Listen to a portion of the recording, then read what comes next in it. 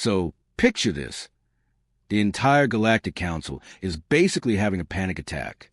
And I'm not talking about your regular Monday morning stress here.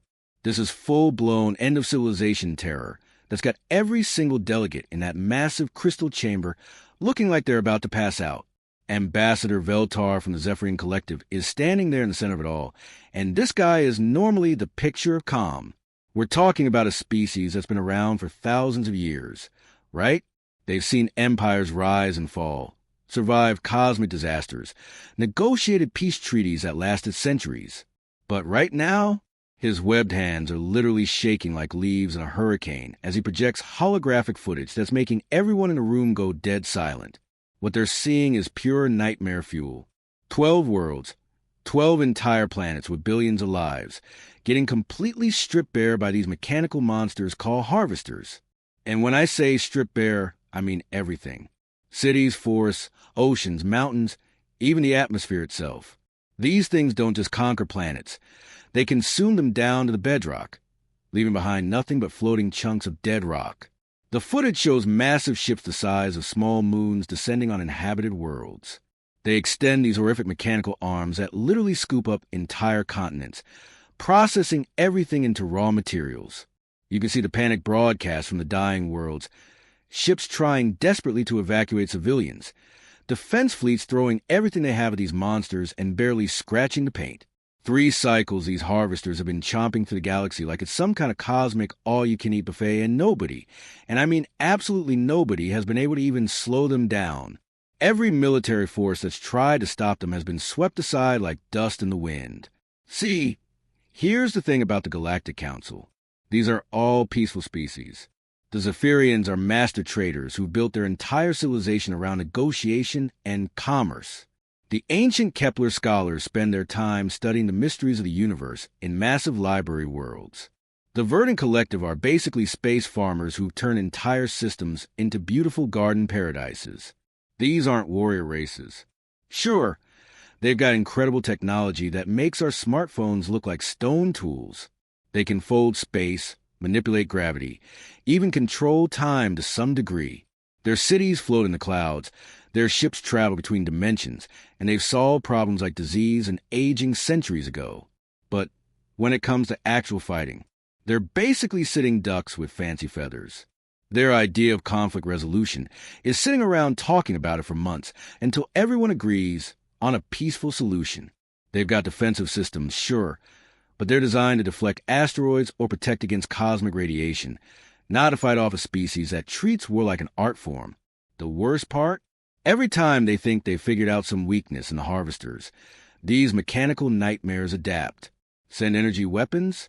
They develop shields. Try physical projectiles? They create armor that deflects everything. Attempt cyber warfare? Their systems evolve faster than anyone can hack them. It's like fighting an enemy that learns from every single attack and comes back stronger. Veltar's voice cracks as he explains how his own homeworld barely escaped. They had 48 hours warning before the harvesters arrived, just enough time to evacuate maybe 30% of their population. He describes watching from orbit as his planet's beautiful crystal cities, structures that stood for millennia, got ground up like sand in a blender. The council chamber, which usually buzzes with polite diplomatic chatter, is dead, quiet except for the sound of various species breathing, clicking, or humming in distress. Some of the delegates are openly weeping, if you can call away their species, express grief weeping. Others are staring at the holographic displays with the kind of hopeless expression you see right before someone gives up completely. That's when desperation kicks in. Out of pure desperation. The kind that makes you try anything, no matter how crazy it sounds. They decide to fire up the deep space distress beacon. This thing is ancient tech, designed to broadcast emergency signals to unknown sectors way beyond the civilized galaxy, out past the rim where primitive species might exist. They're thinking maybe they can find some scrappy underdogs with nothing to lose, some species tough enough to help even if they don't have advanced technology. Maybe some warrior race that's more concerned with fighting than thinking. The kind of species that shoots first and asks questions later. What they got instead was about to change everything. Because somewhere out there on a small blue world orbiting an ordinary yellow star, something heard their call, and that something was about to show the galaxy what real predators look like. First sign something was different, Harvester scout ships started vanishing near the outer rim. And we're not talking about normal battle casualties here. These ships just straight up disappeared without sending any distress signals, without any energy signatures, without leaving behind so much as a scrap of metal. 1 second they're on long-range sensors. The next second they're gone like they never existed. The Galactic Council's monitoring stations start picking up these weird reports from their observation posts scattered around the galaxy's edge. A 3-ship harvester patrol goes dark near the Centauri sector. A week later, an entire squadron of 12 ships vanishes while investigating some backwater system. Then a full battle group of 30 vessels goes radio silent around this little yellow star system the primitives call Sol. Now the Council's getting nervous for a whole different reason. See, these harvesters don't just disappear. They're like cosmic locusts. They show up, they consume everything in sight, they move on to the next target. They don't retreat, they don't hide, and they definitely don't just vanish into thin air. Something out there is making them disappear, and that something is moving toward the core systems. The worst part? Nobody knows what's doing it. The monitoring stations aren't picking up any massive energy signatures. No gravitational distortions. Nothing that would suggest another advanced civilization is out there fighting back. It's like these harvester fleets are just getting erased by ghosts. Council sessions turn into paranoid speculation marathons. Some delegates think maybe the harvesters are fighting among themselves. Others worry there's an even worse threat out there, something that eats harvesters the same way harvesters eat everyone else. A few optimists suggest maybe some unknown species figured out how to cloak their attacks, but most everyone's thinking the same thing. Great, another species just got wiped out, and now we're dealing with whatever killed them too. Then the USS Retribution drops out of hyperspace, right above the Council homeworld. The impact this has on the monitoring stations is instant chaos. Every sensor array in the system starts screaming warnings because this thing just appeared out of nowhere without triggering any of their early detection systems. We're talking about a species that can track objects moving faster than light across entire star systems. And this ship just materialized like it was never not there. When they get a visual on it, every single delegate in the council chamber stops breathing. This thing is absolutely massive. A dreadnought that's easily twice the size of the largest galactic council vessels. But size isn't what makes everyone go quiet. It's the fact that this ship is covered, and I mean completely covered, in weapons that the aliens can't even identify. The hull bristles with gun barrels, missile pods, energy projectors, and things that don't look like any technology in their databases. It's not elegant like council ships with their smooth curves and artistic designs. This thing looks like it was built by someone who thinks pretty decorations are a waste of space that could hold more guns instead. Then Commander Blake Harrison beams down to the council chamber, and the atmosphere instantly changes from confused panic to pure primal fear. This isn't some diplomat in flowing robes or a scholar with gentle mannerisms. This is a soldier, and every alien in that room can sense it on an instinctive level that bypasses all their advanced evolution. Harrison's got that military bearing that just screams control violence. He moves like a predator, efficient, purposeful, always scanning for threats. His uniform is practical rather than decorative, and when he speaks, it's in these clipped, precise sentences that sound like he's used to giving orders that people follow without question. But here's what really freaks out the council. He's completely calm. While they're having nervous breakdowns about the unstoppable harvester threat, this human is standing there like he's attending a routine briefing about supply schedules. He starts talking about tactical assessments and acceptable casualty ratios, while projecting holographic battle plans that treat these nightmare machines like they're just another routine military problem. The aliens are staring at these diagrams showing attack formations, supply lines, and strategic objectives, and they're thinking, does this guy not understand what he's up against? When Ambassador Veltar tries to explain just how impossible this threat really is, showing footage of entire fleets getting destroyed, worlds being consumed, their most advanced weapons failing completely, Harrison just listens with this expression like he's taking notes on an interesting but not particularly challenging puzzle. Then comes a moment that changes everything. Veltar finishes his explanation of why the harvesters cannot be defeated, why every attempt has failed, why this is the end of galactic civilization as they know it. The chamber falls silent, waiting for this primitive human to finally understand the hopelessness of their situation. Instead, Harrison just smiles. It's not a warm, reassuring smile. It's cold as deep space and sharp as a knife edge. And then he says the words that will haunt every council member's dreams. We've been watching them for weeks. Found 17 ways to kill them. The casual way he says it, like he's discussing the weather instead of the complete destruction of the most dangerous threat the galaxy has ever faced, sends chills through every delegate present, because suddenly they realize they might have just met something far more terrifying than the harvesters.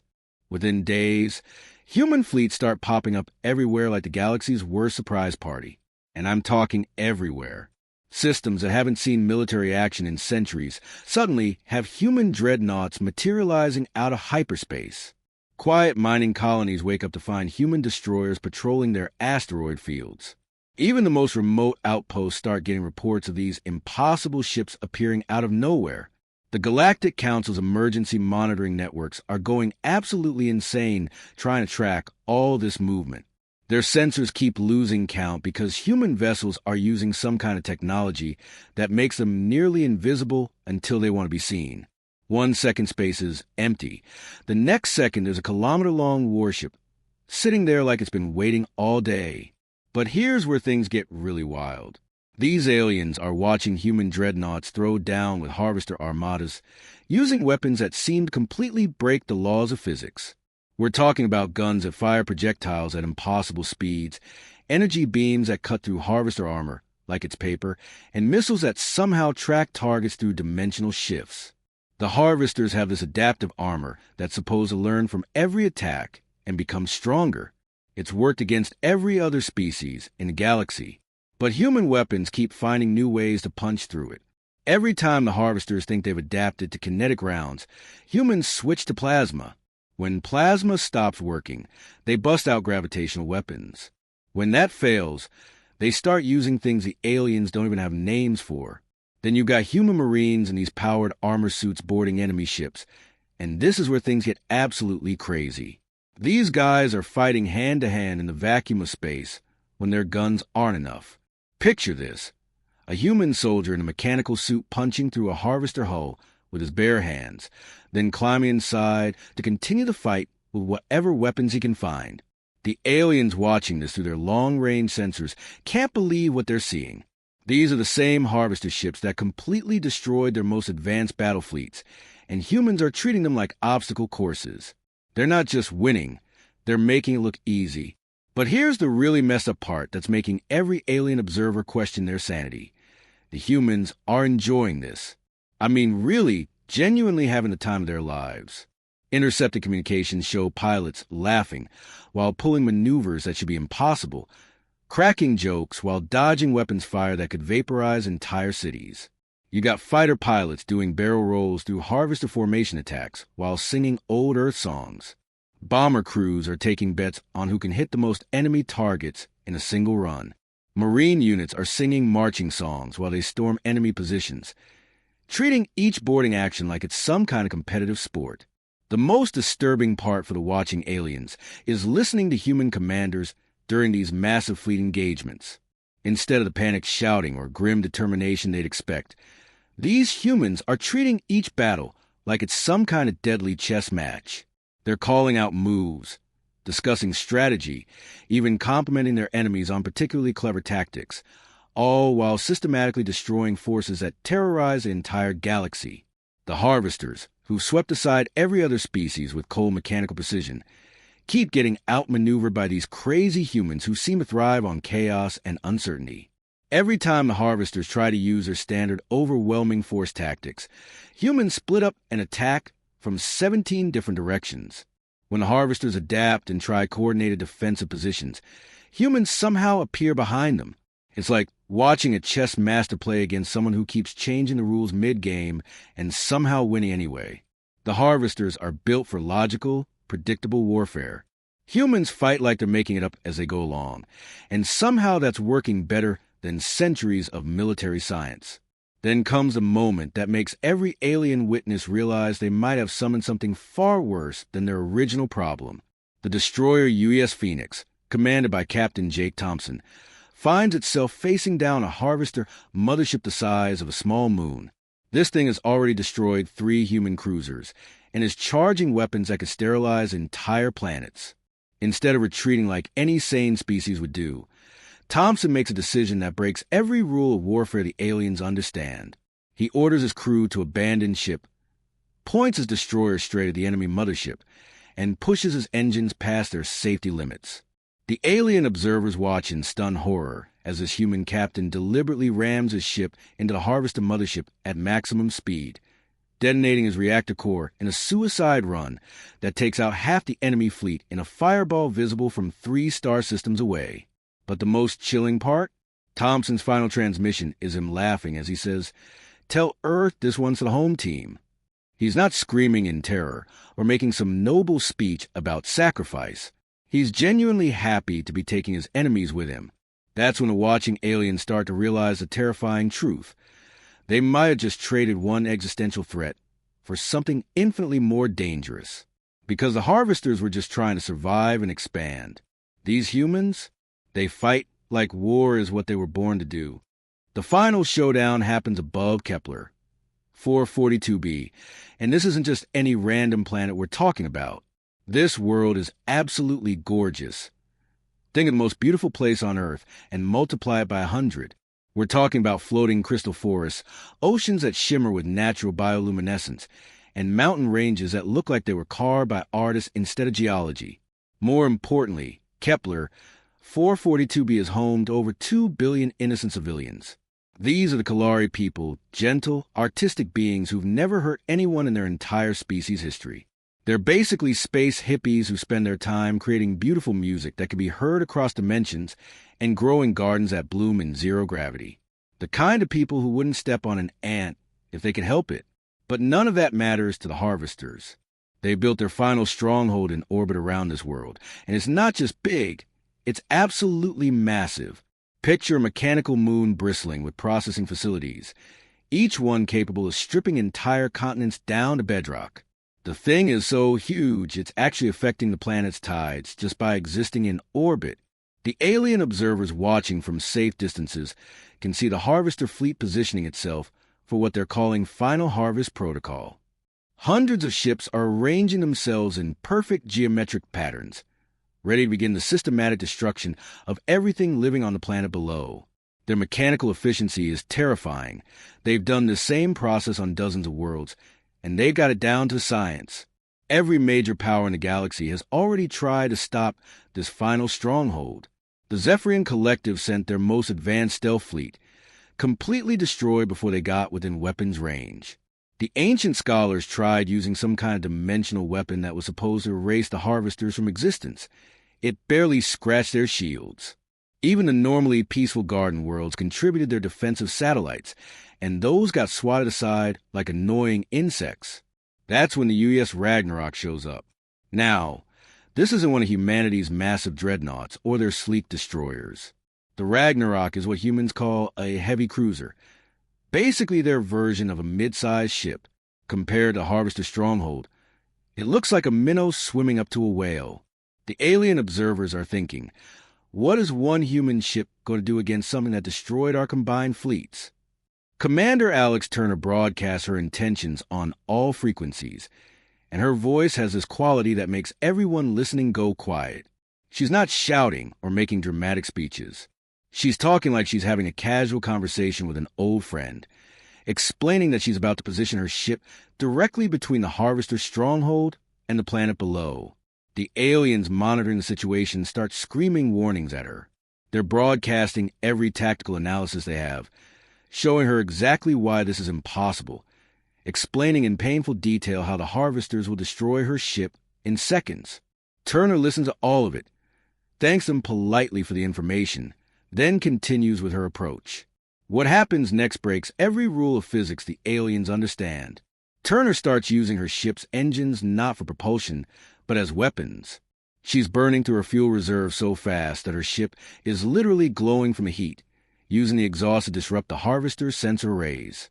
Then she begins a controlled descent into the planet's atmosphere, timing everything perfectly so that atmospheric friction starts tearing her ship apart at exactly the right moment. The harvesters, who've been ignoring this single human ship as insignificant, suddenly realize what's happening. They throw everything they have at the Ragnarok. Energy beams that could vaporize cities, missiles that track through dimensional space, gravitational weapons that can crush battleships like tin cans. But Turner's ship is moving in patterns that seem to defy logic, weaving through attacks that should be impossible to dodge. Her voice stays steady as steel as she broadcasts her final transmission.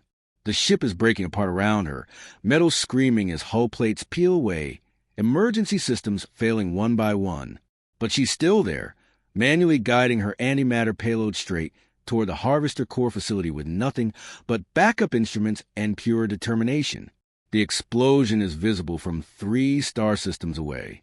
We're talking about a fireball that briefly outshines a local sun, an energy release so massive it creates its own gravitational waves. Every monitoring station within 100 light years registers a blast, and for several minutes, their sensors are completely blinded by the radiation. When everything finally clears and they can see again, there's nothing left. The Harvester stronghold, which had been the size of a small moon just minutes before, is completely gone. The hundreds of processing ships, the orbital platforms, the mechanical armies preparing to strip mine the planet, all of it just erased. Even the space around where it used to be looks different, like reality itself got bent by what happened there.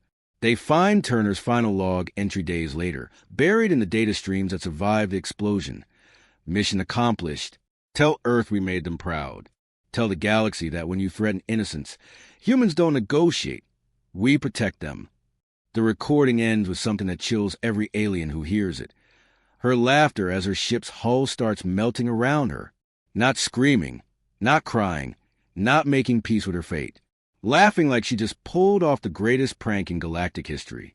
Months later, the grateful aliens are trying to throw the biggest thank you party in galactic history. We're talking about delegations from hundreds of worlds showing up with gifts, artwork, and offers of eternal friendship. The Zephyrians bring rare crystals that sing in harmonious frequencies. The garden worlds offer seeds from plants that bloom in impossible colors. The ancient scholars present humanity with access to their greatest library spanning millions of years of collected knowledge. It's supposed to be this beautiful celebration of peace and gratitude. Representatives from every major civilization in the galaxy gathering to honor the heroes who saved them from extinction. They prepared speeches, ceremonies, even composed symphonies in humanity's honor. The whole thing is being broadcast across the galaxy as a symbol of hope and unity. That's when they decide to send a diplomatic mission to Earth to formally invite humanity into the Galactic Council as honored members. A small fleet of the most beautiful ships the galaxy has to offer sets course for this little system called Sol, expecting to find some kind of paradise world that could produce such noble warriors. What they find instead changes everything. Earth isn't just another world. It's a complete hellscape where every single day is a fight for survival, and I'm not exaggerating here. The diplomatic team's environmental sensors start screaming warnings the moment they enter Earth's atmosphere. The air itself is toxic to most galactic species, a mixture of gases that would kill them in minutes without protection. But that's just the beginning. The planet's weather systems are absolutely insane. Hurricanes that could level entire cities spin across the oceans like cosmic blenders. Tornadoes rip across the landscape with winds that could tear apart their finest spacecraft. Lightning storms rage with electrical discharges that make their most powerful weapons look like toys. Then they see the life forms, and that's when pure terror sets in.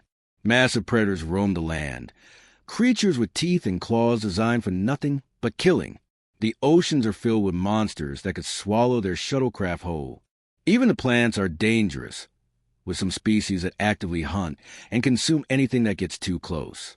The diplomatic team watches in stunned horror as they realize humans share this nightmare world with apex predators that would make harvesters look tame by comparison. Tigers that can leap impossible distances and crush bones with their jaws. Sharks that haven't needed to evolve for millions of years because they're already perfect killing machines. Bears that could tear through their advanced armor with their bare claws. But here's the most terrifying part. Humans aren't just surviving on this death world. They're thriving. They're the dominant species on a planet where everything else is actively trying to kill them every single day. The aliens watch footage of humans doing recreational activities in environments that would instantly kill most galactic citizens. Swimming in waters filled with predators, climbing mountains in weather that would destroy their equipment, even running for fun across landscapes that look like battlefield graveyards. The diplomatic team xenobiologist runs genetic analyses and discovers a horrifying truth about human evolution. These aren't some peaceful civilization that happened to develop advanced technology. Humans are persistence hunters who clawed their way to the top of the food chain through pure, relentless aggression and an absolutely terrifying refusal to give up. Every other intelligent species in the galaxy evolved on relatively peaceful worlds where cooperation and intelligence were enough to ensure survival. Humans evolved on a world where being smart was enough. You also had to be tougher, faster, and more ruthless than everything else trying to eat you. They're not just intelligent. They're intelligent predators who spent millions of years perfecting the art of never stopping until their prey is dead. When Ambassador Veltar finally works up the courage to ask Commander Ryan Mitchell why humans answer their desperate call for help, the humans' response sends chills through every alien present. Mitchell smiles with that same cold expression they've learned to fear and says, "Because war is what we're good at.